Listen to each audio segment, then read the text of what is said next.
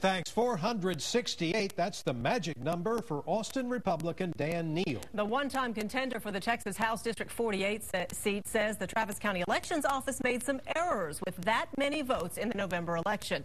Well, today the committee that could decide who to ultimately seat met for the first time.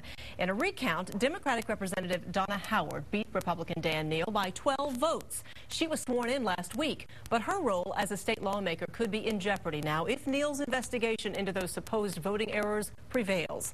KXAN political reporter Josh Hinkle has been following this race for the near 3 months. It's been in limbo now. And Josh, I understand you have some new, never-before-seen documents today that might support Neal's case.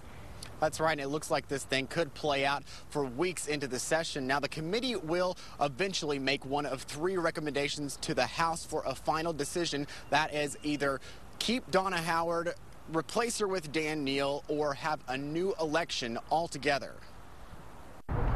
With heads held high, I feel very confident. And the best intentions in mind. Make sure that everyone who's voted, their vote counts. District 48, Donna Howard. The candidates for House District 48 are still battling it out 3 months after the election. The longer it drags out, it's not constructive. KXAN obtained the documents from Dan Neal's investigation. After scouring the votes for a second time, his side says it found 12 people who voted illegally, 230 people who should not have voted, and 226 people whose ballots were wrongly rejected. If it went to the House floor, that's final under state law. Right. A special committee for Neal's contest met on Wednesday for the first time to decide how to best review the evidence. Neal says the Travis County Elections Office made those errors, most of which dealt with overseas, military, and mail-in ballots. Now he wants a new election. Howard's attorney has worked with a handful of election contests in the past. 30 years ago, his client actually succeeded in securing a new election. People don't seem to like reruns, and so my client, who had a very close race, when I got him a new election, he got stomped.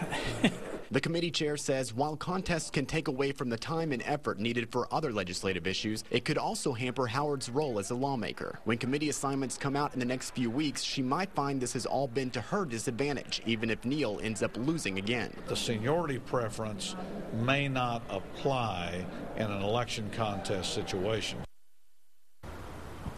All right, well, keep in mind that in the past, these kind of contests, the contestant has often dropped out at this point because there wasn't enough evidence to warrant a case. By the way, the 1,900 felons that Dan Neal said initially voted illegally, well, after reviewing all of the votes, it turns out that was not the case. For now, we are live at the state capitol. Josh Hinkle, KXAN, Austin News.